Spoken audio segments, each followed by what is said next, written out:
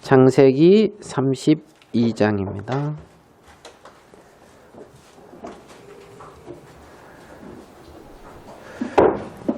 창세기 32장 제가 1절부터 읽어드리도록 그리하겠습니다.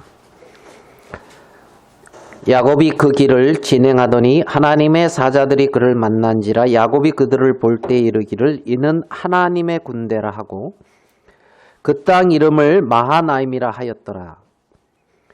야곱이 세일 땅 에돔들에 있는 형 에서에게로 사자들을 자기보다 앞서 보내며 그들에게 부탁하여 가로되 너희는 이같이 내 주 에서에게 고하라. 주의 종 야곱이 말하기를 내가 라반에게 붙여서 지금까지 있었사오며 내게 소와 나귀와 양떼와 노비가 있사오므로 사람을 보내어 내 주께 고하고 내 주께 은혜 받기를 원하나이다 하더라 하라 하였더니 사자들이 야곱에게 돌아와 가로되 우리가 주인의 형 에서에게 이른즉 그가 400인을 거느리고 주인을 만나려고 오도이다. 야곱이 심히 두렵고 답답하여 자기와 함께한 종자와 양과 소와 약대를 두 떼로 나누고 가로되 에서가 와서 한 떼를 치면 한 떼는 피하리라 하고 야곱이 또 가로되 나의 조부 아브라함의 하나님 나의 아버지 이삭의 하나님 여호와여 주께서 전에 내게 명하시기를 내 고향 내 족속에게로 돌아가라. 내가 내게 은혜를 베풀리라 하셨나이다. 나는 주께서 주의 종에게 베푸신 모든 은총과 모든 진리를 조금이라도 감당할 수 없사오나 내가 내 지팡이만 가지고 이 요단을 건넜더니 지금은 두 때나 이루었나이다. 내가 주께 간구하오니 내 형의 손에서 에서의 손에서 나를 건져내시옵소서. 내가 그를 두려워하면 그가 와서 나와 내 처자들을 칠까 겁내미니이다. 주께서 말씀하시기를 내가 정녕 내게 은혜를 베풀어 내 씨로 바다에 셀 수 없는 모래와 같이 많게 하리라 하셨나이다. 우리 12절 말씀까지 이렇게 읽어드렸습니다. 오늘 읽은 말씀은 그 야곱이 그 인생 중에서 굉장히 좀 마음의 두려움 가운데 사로잡혔고 떨었던 그 장면을 이렇게 같이 읽었습니다. 야곱이 두려워했던 대상은 에서라고 하는 형이에요. 쌍둥이 형. 그러니까 한 아버지 그렇죠? 어머니 밑에서 같은 날 뭐 시간은 뭐 얼마 차이 없이 그렇게 난 이제 쌍둥이죠. 쌍둥이. 형 에서와 이제 야곱. 그런데 이제 이 야곱이 그 형 에서를 그렇게 이제 두려워하는 어떤 이 장면을 이제 오늘 읽어드렸습니다. 오늘 읽은 이 야곱이 이 에서를 만나는 요때에 한 야곱의 나이가 한 몇 살쯤 됐을 것 같습니까? 요때 만나는 요때 야곱의 나이가 한 대략 몇 살? 아유 뭐 요즘 내 나이도 어떻게 되는지 잘 모르는데 뭐 지금 몇천 년 전에 있는 뭐 그 야곱의 나이를 내가 지금 뭐 이걸 웃지 않어 이렇게 지금 90세는 넘었어요. 90세가 넘어서 지금 만나는 장면이에요. 그러니까 이제 요셉이 출생했을 때에 여러분 아시죠? 이제 오늘 나의 아버지 이삭의 하나님, 나의 조부 아브라함의 하나님. 그러니까 이 야곱이의 아버지와 할아버지가 누군지 알겠지요? 아버지는 잘 아는 믿음의 조상 아브라함. 할아버지. 아버지는 이삭이단 말이에요. 그 다음에 이제 창세기에서 이제 오랜 시간 이렇게 기록된 게 야곱이고, 그 이후에 또 이렇게 많은 주택에 기록된 게 요셉이에요. 요셉. 그러니까 이제 창세기 12장 이후부터 아브라함, 이삭, 야곱, 요셉 4대에 걸친 기록이라고 보면 되거든요. 그러면 아브라함이 이삭을 낳을 때 나이는 몇 살이에요? 100살. 백살, 그쵸. 백살에 낳았어요. 그러면 이삭이 야곱을 낳을 때 나이는요? 예, 60세. 60세. 아, 이거 뭐 모르는 게 없어가지고. 그러면 야곱이 그러니까 이삭이 야곱을 낳을 땐 60세. 그러면 야곱이 요셉을 낳을 때는 몇 살이요? 예전에 어떤 형제가 이거 맞히면은 돈 10,000원 준다 그래가지고 내가 맞히리라 하고 맞췄다 이게 딱 계산을 했는데 누가 먼저 손들까봐 빨리 계산하는 바람에 풍년 2년을 계산 안 해가지고 제가 그거를 놓친 적이 있는데 한 91살 정도 야곱이 요셉을 낳을 때 나이가 90이 넘었어요. 90. 그리고 요셉을 낳고 난 이후에 몇 년에 걸쳐서 시간이 좀 지난 다음인지 어떤지는 정확히 나와 있지 않으니까 잘은 모르겠지만은 90세 넘어서 이제 그 바단 아람이라고 하는 곳에서 이렇게 이제 올라오는 장면이란 말입니다. 그러면 에서하고 야곱이 지금 이제 90이 넘어서 만나는데 지금 몇 년 만에 만나느냐 하면 대략 20년 만에 만나는 거예요. 아까 사회본 형제님은 사촌을 몇 년 못 봤다 이렇게 말씀하시는데 지금 그 쌍둥이 형제가 한 20년이라고 하는 세월이 흐른 다음에 다시 만나는 장면인데 동생 야곱이 형을 굉장히 이렇게 두려워하고 있는 그 장면이란 말입니다. 형을 굉장히 두려워하고 형이 이제 죽일까 봐. 왜 그러냐면 동생 야곱이 나올 때부터 형한테 피해를 끼치면서 태어났어요. 야곱이라고 하는 이름의 뜻이 뭔지 아시죠? 예, 뒤꿈치를 이렇게 뒤꿈치를 이렇게 잡았다예요. 이게 뭐냐면 형 에서가 먼저 태어나서 이렇게 나오는데 이 야곱이 얼마나 얍삽한지 출생하는 것도 힘든가 봐요. 어머니만 힘든 게 아니고 그 아이도 그래서 너무 힘을 써서 나오자마자 울어버리잖아요. 응행한 거 있잖아요. 이거는 그냥 제 농담입니다만은. 그런데 나올 때에 이 야곱이 형 있죠. 형 먼저 나왔으니까 에서의 발꿈치를 떡 잡고 있잖아요. 그리고 에서의 힘에 의지해서 나왔단 말이에요. 얼마나 얍삽한지 아시겠죠? 거기서도 그런 머리가 돌아갔는가. 그리고 나서 이제 어머니 품속에 야곱은 있고 에서는 들사람이 됐단 말이에요. 익숙한 사냥꾼이고. 그래서 밖에 나가서 사냥하고 일하다가 돌아오면은 먼 거 잡으려고 막 쫓아가다가 이제 지쳐서 돌아오면 집에 올 때쯤엔 배가 고플 거 아니에요?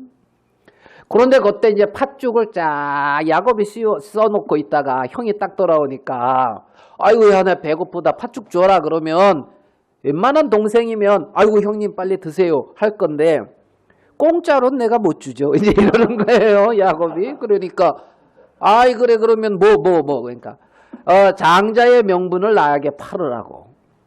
아유 내가 지금 죽게 생겼는데 뭐 장자의 명분 뭐가 중요하냐. 그래 너 가져 하고 팥죽을 이렇게 이제 그래서 에서를 갖다가 장자의 명분을 팥죽 한 그릇에 경홀히 소홀히 여겼다 이러면서 이제 기록되어 있는 장면도 있거든요. 거기까지. 그런대로 이제 그다음에 또 한 가지는 뭐냐면 이삭이 이제 나이가 많고 이제 그러니까 눈이 잘 침침하니 안 보이니까 자기 자녀들에게 축복을 해줘야 되겠다 해가지고 장자 에서를 불렀단 말이에요. 예전에도 장자는 2명 몫을 가졌단 말이에요. 2명 몫. 강영재님 장자 아니죠? 강영재님은 장자고? 예, 강영재님 장자고. 정태경 형제도 장자지요? 그러니까 이제 장자는 2명 몫을 가져요. 몫이 없어요. 아, 참말로. 지금은 n분의 1. 그 성경적으로 해야 되는데, 그죠? 예, 2명 몫. 왜냐하면 저도 장자이기 때문에. 그래 이제 그 에서한테 축복을 하려고 이삭이 아니죠. 에서한테 축복을 하려고 이렇게 이제 에서를 불렀는데 그걸 어머니 리브가가 듣고 야야야 형한테 축복하려고 한다. 네가 축복받아야지. 그래가지고 어머니하고 이렇게 해가지고 형을 아버지도 딱 속이고 축복을 이렇게 먼저 받았단 말이에요. 에서에게 해줄 축복을 야곱한테 다 해줬단 말입니다. 에서는 아버지 말씀을 따라서 열심히 들여 나가가지고 사냥해서 딱 가지고 와가지고 요리까지 에서는 또 자기가 해가지고 딱 가져갔는데 너 누구니? 그래서 아버지 맏아들 에서입니다. 좀 전에 에서가 와가지고 내가 다 복 줬는데? 제가 에서인데요? 그럼 좀 전은 동생이 이게 두 번째다 하면서 지금 장자애거든. 나올 때부터 발꿈치 닦고 나온 야곱이란 말이에요. 그래가지고 에서가 이놈의 동생 내 더 이상 못 봐줘. 그러고 이제 이 아버지 돌아가시기만 해봐라. 너는 내 손에 죽는다. 속으로 이제 이렇게 생각하는데 속에 있는 게 그래도 나타나잖아요. 그래가지고 어머니가 야 야곱아 너 안 되겠다. 저기 밧단 아람에 가면 내 오라버니가 있는데 어머니 리브가의 오라버니 라반 거기에 가면은 그 라반 우리 오라버니에게 딸이 둘이 있다 하더라. 네가 거기 가서 그 사촌하고도 결혼도 하고 거기서 좀 피해 있다가 형이 누그러지면 그때 우리가 소식을 보낼 테니까 그때 돌아와라 그러면서 보냈단 말이에요. 그때가 한 70세 됐을 때예요. 야곱이 70세. 그러니까 참 70이면은 어느 정도 이렇게 일 것 같은데 좀 잘 이해가 안 가는 야곱이 그래가지고 이제 그 밧단 아람 외삼촌 집에 간 거지요. 외삼촌 집에 가서 20년이라는 세월이 지나서 지금 돌아오는 시점에 20년 전에 있었던 그 일을 기억하면서 형 에서를 굉장히 두려워하고 있는 장면이란 말입니다. 자, 오늘 창세기 32장을 읽었는데요. 10절을 한번 보겠습니다. 창세기 32장 10절. 나는 주께서 주의 종에게 베푸신 모든 은총과 모든 진리를 조금이라도 감당할 수 없사오나 내가 내 지팡이만 가지고 이 요단을 건넜더니 지금은 두 때나 이루었나이다. 자, 야곱이 아버지 어머니 집을 떠날 때는 지팡이 하나와 개나리 보침이라고 해야 되나요? 그런 거 하나 들고 아무것도 없이 요단을 건너갔는데 지금은 어떻게 해요? 두 때. 이 두 때가 있잖아요. 어떤 두 때냐면 양떼, 소떼 이런 것들을 두 개로 이렇게 나눴어요. 그 나눈 양이 그게 요새 말로 솔찬히 많단 말입니다. 두 때나 이루었다는. 그러니까 지금 자기 소유를 두 때로 나눴고 자녀들은 아들이 11명이었어요. 요 당시에. 왜냐하면 막내 베냐민은 아직 안 태어났거든요. 요 당시에. 아들이 11명, 딸 디나라고 하는 딸 1명. 그러니까 자식도 이 당시에는 아들이 많으면 그것도 힘이었어요. 세력. 그러니까 11명의 딸 하나. 그걸 무슨 오겹이라 그러죠? 근지오겹. 그렇죠? 딸 하나 이렇게 이제 딱 이제 우리 혜진이 같은 딸 하나 탁 이렇게 있고 있잖아요. 아들 11명 뭐 이러 한타스요. 예. 그리고 이거 암만 해도 형의 마음을 풀어야 되겠는데 선물을 보내야 되겠다. 그래가지고 우리 보낸 선물의 어떤 그 양을 살피면서 조금 얘기를 나눠볼게요. 13절을 봐봐요. 13절. 32장 13절. 야곱이 거기서 경야하고 밤을 샜단 말입니다. 야복강이라고 하는 그 나루턱에서 그 소유 중에서 형 예서를 위하여 예물을 택하니. 자, 형 예서의 마음을 누르기 위해서 예물 택한 거예요. 염소가 몇 마리요? 예, 여러분 집에는 몇 마리 있죠? 수염소가 암양이 200, 수양이 와, 전나는 약대과 그 새끼요. 암소가 황소가 야, 이거 지금 황소 한 마리 얼마예요? 예? 1,000,000원. 네, 뭐, 야, 그러면 열이면은 1억이네.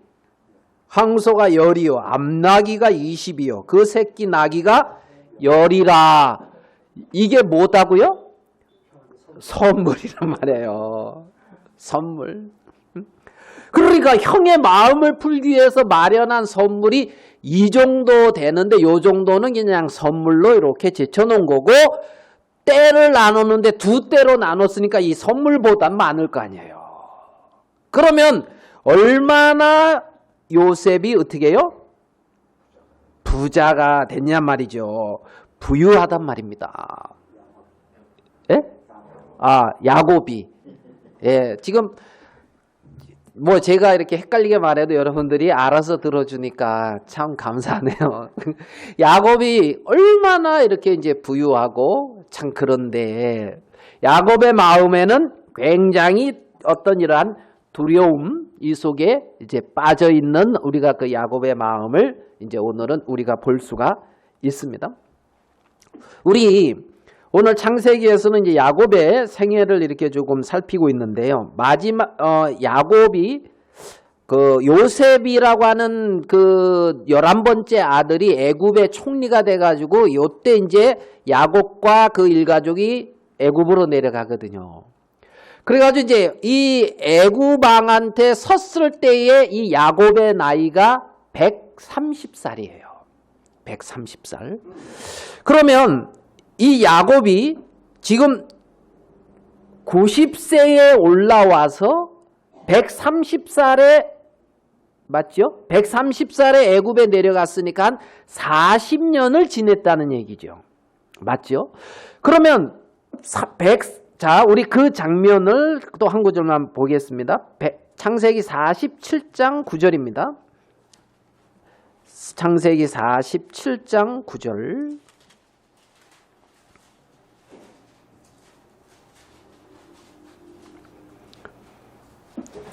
자, 애굽 왕 바로를 만날 때예요. 47장 8절부터 제가 읽겠습니다. 바로가 야곱에게 묻되 내 연세가 얼마뇨? 야곱이 바로에게 고하되 내 나그네 길의 세월이 130년이다. 그러니까 130세에 바로 왕을 만난 거예요. 맞죠? 나의 연세가 얼마 못 되니 130세가 얼마 못 된다 하면 우리 조상의 나그네 길의 세월에 미치지 못하나. 그 다음에 한번 읽어봅시다. 뭐라고 되어 있죠? 험악한 세월을 보내었나이다. 그러니까 130살에 야곱이 하는 말이 뭐냐면 험악한 세월을 보냈다는 거예요. 험악한 세월을 보냈다는 거예요. 자, 오늘 야곱의 생애를 한번 나눠보겠습니다. 1살서부터 한 70살까지는 부모님 품 안에 있었어요. 70년. 1살서부터 70년. 이해되시죠? 1번. 부모님 품 안에 있었습니다. 리브가의 어떤 품 안에 있었습니다. 어머니. 70세까지는. 자, 70살부터 90살까지는 20년 동안 외삼촌 라반의 집에서 있었습니다. 20년 동안. 야곱의 2기. 1기는 집, 2기는 외삼촌 집, 3기는 이제 어떻게 되냐면 외삼촌 집에서 벗어나서 가나안으로 왔어요. 90세에. 그래가지고 130살 때까지 40년간 가나안에 있었단 말이에요. 이게 3기. 이해되죠? 그럼 130살에 애굽으로 내려가서 117년을 더 있으면서 147세에 이제 죽음을 맞이했는데 17년간 애굽에 있었단 말입니다. 4기. 1기, 2기, 3기, 4기 이렇게 나눠봤을 때에 여러분 야곱의 생애가 어느 때 가장 평안했을 것 같아요? 4기. 그죠? 저도 그런 것 같아요. 왜냐하면 야곱의 아들이 요셉이 총리였거든요. 총리인데 어떤 총리냐면 왕은 바로였지만은 바로의 권세보다 더 많은 어떤 능력을 행할 수 있을 만큼의 권세를 가지고 있는 아들을 둔 아버지로서 애굽에서 17년을 지냈단 말이에요. 그러니까 애굽에서의 17년은 그렇게 크게 근심과 걱정과 어떤 염려나 이런 것이 그 전 130세에 내가 험악한 세월을 보냈나이다 하는 그 시절보다는 없었을 것 같잖아요. 그러니까 우리는 애굽에서의 어떤 그 요셉의 17년의 생애에 요셉이 평안하지 않았을까 이런 생각을 해요. 할 수가 있어요. 저도 그런 생각이 들더라고요. 요셉 말로 쉽게 말하면 살만하니까 죽는다. 이제 고태예요. 지금 요셉이 그렇게 이제 그냥 우스갯소리를 한 거예요. 이게 뭐 이제 요즘 그러죠. 고생하다가 살만하니까 아이고 그 사람 그렇게 고생하더니 살만하니까 참 안 됐다 하고 뭐 이런 얘기 들어봤습니까? 그죠? 뭐 우리가 살면서 이렇게 저렇게 이제 다 어려움도 있고 그러죠. 적어도 이제 시골에 갔다 왔는데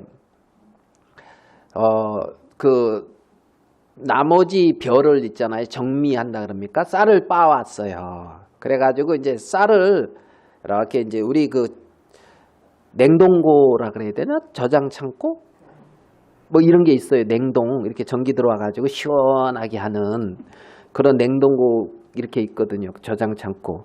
그 정도 있으면 뭐 잘 사는 집이에요. 그냥 그래가지고 이제 그게 이렇게 있는데 늘 저쪽에 이제 옛날 이제 그 쓰러져 나가는 집 거기다가 1차로 이렇게 쌀을 이렇게 이제 받아놨다가 짐을 이제 갖다 주면 받아놨다가 그거를 이제 냉동고기에다가 이렇게 옮겨요. 비닐로 이렇게 싸가지고 그래 맛이 이제 안 변한다고. 그 쌀 살려면 돈 좀 더 주셔야 돼요. 이제 전기가 얼마고 이제.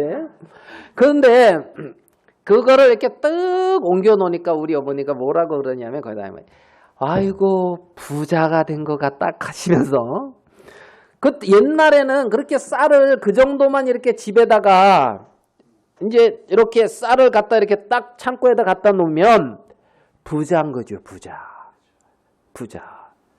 그래서 그 얘기를 하니까 우리 아버님이 뭐라면 그렇지 나는 초등학교 때 도시락을 고구마 싸가지고 갔다 가면서 고구마 몇 개 이렇게 고구마 2개인가 뭐 이렇게 해가지고 이제 그게 도시락이었다 하면서 쌀밥을 어디서 먹냐 죽 먹기도 하고 고구마 이제 그렇게 이제 얘기하시더라고요. 어느 날은 그렇게 이제 고구마 2개를 가져갔더니만 거기서 잘 사는 사람이 거기는 쌀밥에 막 이렇게 이제 싸우는데 그 친구가 야 고구마가 먹고 싶은 거 우리 바꿔 먹자 그러더래요. 그래가지고 얼싸하고 나서다가 우리 아버님께서 딱 바꾼 거 걔는 고구마 하나 먹고 나는 흰 쌀밥에 그때 반찬까지 다 기억하시더라고. 한 80년 전 얘기 건데 반찬 그때 먹었던 것까지 기억. 너무나 맛있게 배부르게 먹었는데 그 다음날도 또 바꿔 먹고 싶어가지고 가서 야 우리 바꿔 먹자 하니까 그 친구가 싫다 하면서 이제 처음이자 마지막으로 고구마하고 그 흰쌀밥하고 바꿔 먹었다고. 지금 그러니까 부유하다는 거죠. 부유하다는 거예요. 지금 야곱이 창세기 32장에 보면 지팡이 하나만 가지고 또 개나리 보침과 지팡이 하나만 가지고 요단을 건넜을 때와 지금 다시 돌아올 때와의 비교를 해보면은 그 외형적으로는 비교할 수가 없다는 겁니다. 굉장히 부유해졌고 굉장히 풍요로워졌다는 거죠. 그런데 야곱의 마음을 보면은 외형은 물질적으로 풍요롭고 정말 부족함이 없는 그 위치에 섰는데 그 마음을 보면 두려움, 염려, 근심, 걱정 그런 삶을 살아온 130년의 그 생애에서 하는 말이 험악한 세월을 보냈다 이렇게 고백을 하더라 말입니다. 과연 야곱이 그렇게 고백을 하고 정말 왕 앞에 내가 험악한 세월을 보냈다 이렇게 이제 고백하는 것이 과연 맞는 고백이냐는 거죠. 과연. 자, 우리가 성경을 통해서 보면 야곱이 출생할 때에 그 리브가 뱃속에서 그 두 쌍둥이가 있는데 막 싸우는 것을 이 뱃속에서부터 싸웠나 봐요. 그 말씀하다 보니까 그 형제지간에 그래 위에 있게 지내지 뱃속에서부터 그래가지고 그걸 가지고 하나님 앞에 물으니까 하나님이 야, 네 태중에 두 민족이 있는데 큰 자가 어린 자를 섬길 것이다 하는 그 약속을 받았단 말이에요. 그러니까 하나님의 눈에는 큰 자가 어린 자를 섬긴단 말입니다. 큰 자가 어린 자를 섬긴다는 거예요. 그리고 시간이 지나서 한 70년이 지나서 이삭이 두 아들을 축복할 때도 동일하게 이삭은 야곱을 형제들 중에 주로 세운다 그랬단 말이에요. 그리고 형제들이 야곱을 섬길 거라고 동일하게 축복을 했단 말입니다. 70년이 지난 그 시간 속에서도 말입니다. 그러니까 야곱은 하나님의 눈에서 봤을 때는 축복을 받은 사람이고 하나님의 눈에서 봤을 때는 열왕이 그를 통해서 날 것이며 복의 근원인 아브람과 이삭과 야곱의 믿음의 계보를 이어오고 지금 몇천 년이 지난 우리들을 통해서도 야곱 이렇게 말이 나오는 하나님 앞에 복을 받은 사람 이렇게 인정하는 누구나 여러분 야곱이 복 받았다고 인정하지요. 마음에서 야곱이 과연 복을 받았다고 할 수 있을까? 이런 의문이 들지가 않잖아요. 1%라도 야곱이 하나님 앞에 복을 받았다고 하는 데에 의문이나 의심이 들지 않잖아요. 그런데 130년의 세월을 지났던 야곱의 마음속에는 하나님이 내게 이렇게 복을 줬다는 마음도 있지만은 험악한 세월을 보냈다는 간증을 하고 있는 것을 우리는 볼 수가 있단 말입니다. 자, 우리 한번 봅시다. 10절입니다. 창세기 32장.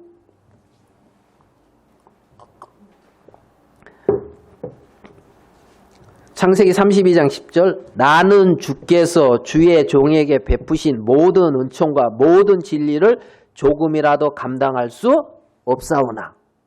봐요. 야곱이 이런 고백을 하죠. 하나님이 나한테 베푸신 은총, 하나님이 나한테 베푼 진리를 감당할 수 없을 만큼 하나님은 나한테 베풀어 주셨습니다. 이 고백을 한단 말이에요. 하나님은 나한테 은총을 베풀어 주셨습니다. 하나님은 진리 가운데로 나를 진리로 나에게 행하셨습니다. 하나님은 나에게 이렇게 은혜를 베풀어 주셨습니다고 말은 하는데 마음에는 두려움과 염려와 근심이라는 거예요. 맞습니까? 그죠? 그러면 지금 야곱이 가지고 있는 어떤 그러한 마음. 자, 우리 야곱이 요 앞에 31장을 가서 봐봐요. 31장 38절을 야곱이 형 라반의 애삼촌 라반의 집에서 어떻게 지냈는지 자기가 이렇게 간증한다고 해야 되나요? 그걸 얘기하는 거예요. 38절 내가 이 20년의 외삼촌과 함께 하였거니와 외삼촌의 이 암양들과 암염소들이 낙태하지 아니하였고 또 외삼촌의 양떼의 수양을 내가 먹지 아니하였으며 물려 찢긴 것은 내가 외삼촌에게로 가져가지 아니하고 스스로 그것을 보충하였으며 낮에 도적을 맞았거든 밤에 도적을 맞았든지 내가 외삼촌에게 물어내었으며 40절 내가 이와 같이 낮에는 더위를 무릅쓰고 밤에는 추위를 당하며 눈붙일 겨를 없이 지나였나이다 그랬단 말이에요. 그러니까 야곱은 낮에는 더위를 무릅쓰고 밤에는 추위를 당하며 눈붙일 겨를도 없이 외삼촌의 집에서 외삼촌을 위하여 수고하고 했었다는 겁니다. 그러니까 눈 붙일 겨를 없이 얼마나 신실하고 있잖아요. 열심히 그렇게 일을 했냐는 거예요. 물론 이렇게 일한 것이 잘못됐다는 얘기는 아니에요. 그죠? 수고하고 애썼다는 것이 잘못됐다는 얘기는 아니에요. 여기서 지금 문제가 되고 있는 것은 무슨 거냐면, 자, 42절에 우리 아버지 하나님 아브라함의 하나님 곧 이삭의 경외하는 이가 나와 함께 계시지 아니하였다면 외삼촌께서 이제 나를 공수로 돌려보내셨으리다마는 하나님이 나의 고난과 내 손의 수고를 감찰하시고 어젯밤에 외삼촌을 책망하셨나이다 그랬어요. 그러니까 하나님이 자기를 돌아봐 주지 않았으면 자기는 공수, 빈손으로 나왔을 거라는 거예요. 그러면 야곱이 두 때나 이루고 자식들도 그렇게 많이 이렇게 이제 거느리고 나올 수 있었던 것은 뭐냐면 하나님이 자기를 돌아봐 주시고 하나님이 그렇게 자기의 생애 속에 함께 해 주셨기 때문이라는 겁니다. 아멘 되십니까? 아멘 되죠? 자, 그러면 야곱의 인생의 길이 그렇게 눈꽃 틀 새 없이 자기가 애쓰고 수고한 결과로 야곱의 인생이 이어져 가는 것이냐, 하나님의 어떤 자비와 손길 안에서 야곱의 생애가 이끌려져 가고 있느냐. 두 가지 중에 한 가지가 진짜라는 거예요. 알겠습니까? 야곱이 밤낮 수고하고 눈붙일 겨를 없이 애쓰고 염려하면서 일들을 이루어가는 그 결과로 야곱의 생애가 두 때가 이루어졌고 이렇게 일이 진행돼 갔느냐, 하나님이 야곱을 지키고 담이 되고 야곱을 인도해 주셔서 야곱이 이러한 삶을 살고 있느냐.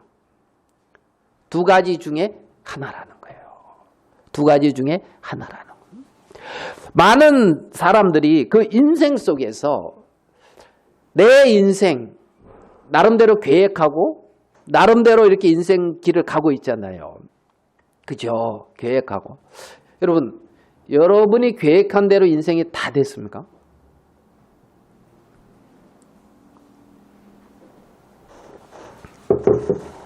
내가 결혼은 여기하고 해야 되겠다 계획하고 이렇게 딱 그 계획대로 됐습니까? 아유, 안 계신다고. 어떻게 나간 걸 어떻게 아시고, 잠깐 자리 빈 거라 아시고, 바로 아니라고. 말했다는 거 안 말할게요. 들어와도. 예. 그러니까, 그러잖아요. 아, 내가 누구 만나서 결혼하기 위해서 직장 들어간 거 아니거든. 그잖아요. 누구 만나 결혼하려고 교회 간 거 아니란 말이에요. 그런데 내 인생을 결국은 나는 모르지만 하나님은 그걸 다 보고 계시잖아요. 하나님은 나를 인도하시잖아요. 하나님은 나를 인도하시고 하나님이 나를 이끄신다는 거죠. 이끄신다는 거죠. 그러면 중요한 것은 야곱이 아버지 집에 있느냐, 외삼촌 집에 있느냐, 가나안에 있느냐, 애굽에 가 있느냐, 어느 위치, 어느 곳에 있느냐가 중요한 것이 아니고 하나님과 연결되어 있느냐, 아니느냐, 이게 중요한 거 아니냐는 거예요. 지금 모든 일들 속에 나를 이끌고 인도하고 있는 그 하나님과 연결되어 있느냐, 연결되어 있느냐. 애굽에서 평안할 것 같지만 있잖아요. 그렇지 않아요. 하나님과 연결되어 있지 않으면 그 마음의 평안은 거기서 오는 게 아니라 말입니다. 우리는 형편적으로 좋아 보이면 좋을 것 같이 생각을 하는데 사람의 마음의 평강은 평강의 왕이신 하나님이 그 마음에 세워져 있는 데서 오는 것이지 형편이 평안하고 안일해서 오는 게 아니란 말입니다. 야곱은 아버지 집에서도 동일하게 하나님의 약속 안에 있었고 밧단아람 외삼촌의 집에서도 동일하게 하나님의 약속 안에 있었으며 가나안에서 40년의 세월을 지날 때도 동일하게 하나님의 약속 안에 있었단 말입니다. 요 뒤에 보면 에서가 야곱을 400명이나 되는 그 수하를 데리고 왔는데 와, 저 400명의 군사를 데리고 오는 걸 보니까 형이 야, 드디어 나를 죽이려고 하는가 보구나. 그러면 어떡하지? 야, 나는 죽는다 치더라도 내 자식들은 그래도 살려야지. 그러면서 두 때로 나누고 앞에 에서를 만나러 갈 때 그 뒤로 누구 세우고 누구 세우고 누구 세우고 많이 이렇게 생각하고 하면서 일들을 진행했는데 야곱은 그렇게 했는데 에서는 야곱을 지키기 위해서 에서는 야곱의 길잡이가 되려고 왔단 말입니다. 약속대로. 지금 내게 찾아오는 이 두려운 형편들, 내게 찾아오는 그 염려스러운 문제들, 그 두려움과 염려스러운 문제들은 나를 두렵고 공고와 슬픔 속에 빠지게 하는 것이 아니라 하나님의 약속을 이루는 도구라는 겁니다. 우리는 하나님의 어떤 약속과 하나님의 뜻 안에 거하는 자들이지 형편과 연결되어져서 형편에 반응하면서 살아가는 자들이 아니라는 거예요.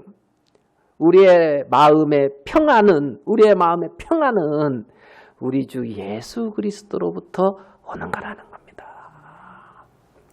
부활하신 예수님이 제자들을 만날 때에 하신 말씀이 있어요. 평강할지어다. 평강할지어다.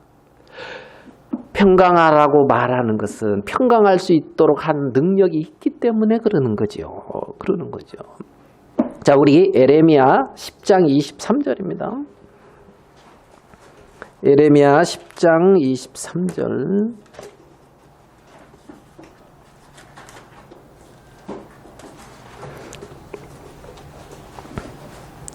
에레미야 10장 23절. 제가 읽겠습니다. 여호와여, 내가 알거니와 인생의 길이 자기에게 있지 아니하니 걸음을 지도함이 걷는 자에게 있지 아니하니이다. 여호와여, 에레미야는 말씀하고 있습니다. 내가 알거니와 인생의 길이 뭐라고요? 자기에게 있지 아니하니 걸음을 지도함이 걷는 자에게 있지 아니하나이다. 내가 알거니와 나의 인생의 길이 내게 있지 않다는 겁니다. 걷는 자에게 있지 않고 지도하는 자가 있다는 겁니다. 나의 인생의 길을 이끌고 인도하시는 분이 계시다는 거예요. 우리는 그분을 나의 목자라고 말을 하고 있습니다. 선한 목자라고. 내 인생의 길이 자기에게 있지 않다고 내가 알고 있다고 말씀하고 있어요. 정말 우리의 인생은 우리의 계획대로 사실 되는 게 별로 없잖아요. 그죠? 여러분 자녀들을 그렇게 키우려고 계획을 했습니까? 우리가 지금은 그렇게 생각하죠. 여기 우리 이제 나이가 다들 이제 할아버지 다 할아버지잖아요. 할아버지 할머니. 그죠? 예. 우리 뭐 김영재님 보고도 뭐 누가 할아버지 그러면서 있더라고. 할아버지 하는 애가 오늘도 왔는데 엄청 큰데. 그잖아요. 다 할아버지. 그러니까 이제 이쯤 되니까 무슨 생각이 저도 약간 드냐면 요때쯤에 애들 키우면 좀 잘 키울 것 같다. 뭐 이런 생각이.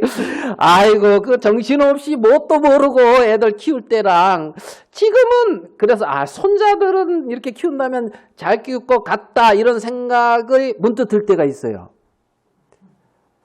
그 믿을 게 못 되지만. 기회가 없어요? 기회가 없어요? 기회가 없길 다행이다 생각하셔요. 그걸 내가 키우려고 해봐야고 얼마나 어렵겠습니까? 자기에게 있지 않다고요. 요즘 아이고 애들 보통 똑똑하지 않잖아요. 그죠? 4살 5살 되면 한글 띄지요. 윤호 한글 읽어요? 주 예수야. 어떻게 키워요? 예? 영어 하는데 명심보감 가리키려면 모르겠지만 그거 안 배우려고 그럴 거 아니에요. 이제 영어 와 이러고 한문도 배워요. 참 어린애가 고생이 많네. 요즘 굉장히 똑똑하잖아요. 우리 때 한글 못 읽고 학교 들어오는 애들 많았어요. 예? 초등학교 졸업할 때도 한글 못 읽는 애가 있었어요. 우리 동기 중에도. 여러분은 없었습니까? 다 있었을걸요? 있었어요. 예. 저는 50까지 못 쉬고 학교 갔어요. 지금도 그 건빵 50개 세라는데 그걸 못 세가지고 나눠줬대요. 자, 그런데 우리의 어떤 그러한 인생의 길이 내게 있지 않단 말이에요. 우리의 계획과 우리의 뜻대로 되어지지가 않는단 말입니다. 성경은 창세기 6장 5절에 뭐라고 말씀하고 있냐면 사람의 생각의 모든 계획이 항상 악할 뿐임을 보시고 이랬어요.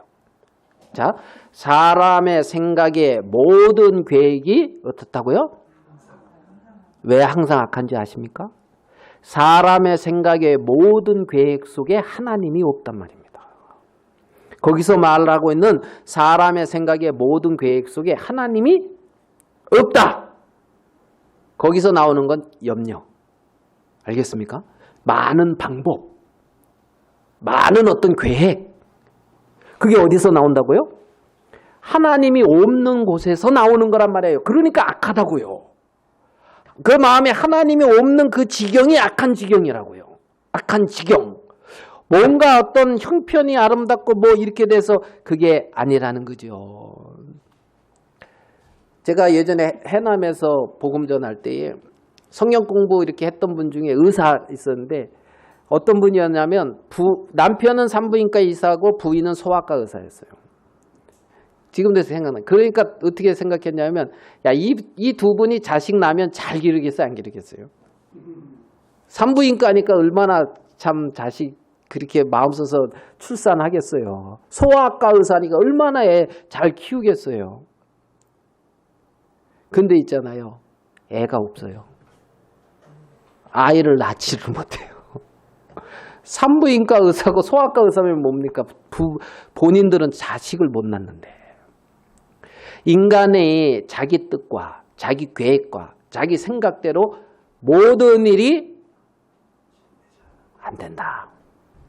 근데 그거를 이루어 가려고 애를 쓰다 보니까 험악한 세월을 보냈나이다. 이렇게 고백을 하더란 말입니다. 외형적으로 봤을 때는 있잖아요. 굉장히 부유해졌어요. 외형적으로 봤을 때는 굉장히 풍성해졌어요. 맞습니까? 그런데 험악한 세월을 보내고 있단 말이에요. 수고하고 애쓰고 그 마음에 밤에도 쉬지 못하고. 뭐 때문에 그렇습니까? 야곱에게 약속이 없습니까? 야곱과 함께하는 하나님이 안 계십니까? 그 인생의 길을 지도하고 있고 그 인생을 앞서서 인도하고 있는 하나님이 안 계십니까? 아니다는 거지. 아니다는 거지. 그래서 하나님은 이 야곱을 변함없이 신실히 인도했고 자타가 공인하듯이 믿음의 정말 아브라함과 이삭과 야곱의 하나님 하는 그 하나님이고 야곱의 이름이 이스라엘로 오늘 바뀌어요. 이스라엘로. 이스라엘 그러잖아요. 이스라엘이 하나님과 겨루어서 이기었다 어떤 이런 의미를 가지고 있는데 있잖아요. 오늘 읽은 이 말씀에서. 그래서 야곱의 이름을 이스라엘로 바꾸고 있거든요. 야곱의 이름을. 자, 우리 본문으로 돌아가서 조금만 창세기 32장 1절을 봐봐요. 창세기 32장 1절에 야곱이 만나는 사람이 있어요. 야곱이 그 길을 진행하더니 하나님의 사자들이 그를 만난지라 그랬습니다. 누가 만났습니까? 하나님의 사자들이. 자, 야곱이 하나님의 사자를 본 기억이 있죠? 언제요? 28장에서 가나안에서 밧단 아람으로 갈 때에 하나님의 사자를 봤어요. 사닥다리에서 오르락내리락 하는 하나님의 사자를. 그 다음에 밧단 아람에서 다시 가나안으로 오면서 하나님의 사자들을 만나고 있단 말이에요. 야곱이. 그잖아요. 갈 때도 올 때도. 그러면 어느 곳에도 하나님의 사자들이 하나님이 이 야곱과 함께하고 있었단 말입니다. 있었단 말이에요. 우리가 창세기 25장에 보면 나발이라고 하는 사람이 나와요. 나발. 성경에서 굉장히 부유한 사람이라고 말했으니까 부유한 사람이에요. 그래서 다윗이 나발이 양떼를 깎는, 쉽게 말하면 추수할 때라는 거예요. 우리나라 저 개념으로 보면 잔치집이란 말이에요. 추수할 때에. 그런데 좀 이렇게 먹을 것 좀 달라 하니까 모른다 그래요. 그때 종들은 뭐라 그러냐면 다윗이 밤낮으로 우리의 담이 되어줬다 이렇게 말을 하고 있어요. 나발의 종들은. 그러면 나발의 재산이 그렇게 풍족하게 되어지는 그 중에 큰 원인 중에 하나는 다윗이 담이 되어줬다는 겁니다. 근데 나발은 다윗을 정확히 모르고 있단 말이에요. 종들은 다윗을 알고 있는데 말입니다. 우리의 인생의 피난처와 우리의 인생에 담이 있다는 겁니다. 우리의 인생길에 어떤 담, 알겠습니까? 어떤 고난과 어떤 어려움과 어떤 문제 속에서, 그죠? 오늘 사회본 형제님도 뭐 이렇게 이제 하나님이 이렇게 이제 잘 이렇게 해줘서 감사한 그 간증을 이제 치료해줘 가지고 감사해요, 안 감사해요? 감사하죠. 우리 이거 그러면 또 몇 주 이렇게 고생하는 걸로 우리는 이렇게 생각하고 있는데 그러니까 이제 뭐 수술한지도 몰랐죠. 말씀도 안 하고 이제 5월달에 한다 그러는데 쌩쌩하신데요. 섬기는 천사, 함께하고 나를 돌보는 천사가 성경은 있다고 말씀을 하고 있단 말입니다.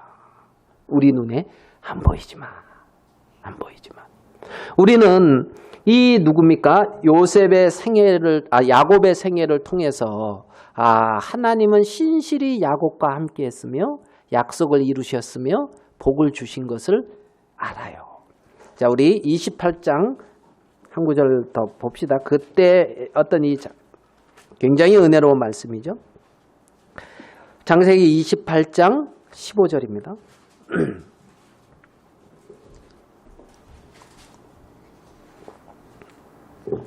창세기 28장 15절. 내가 너와 함께 있어 네가 어디로 가든지 너를 지키며 너를 이끌어 이 땅으로 돌아가게 할지라. 내가 내게 허락한 것을 다 이루기까지 너를 떠나지 아니하리라 하신지라. 은혜로워요, 안 은혜로워요? 얼마나 은혜로운 말씀이에요. 하나님이 내가 내게 허락한 것을 다 이루기까지 너를 떠나지 아니하리라. 마태복음 28장에는 주의 제자들에게 내가 세상 끝날까지 너희와 함께 있으리라고 말씀하셨어요. 정말 야곱에게 내가 너에게 허락한 일을 다 이루기까지 너를 떠나지 아니하리라 이렇게 말씀하신 이 하나님이 내게 허락한 일을 다 이루기까지 나를 떠나지 않는다.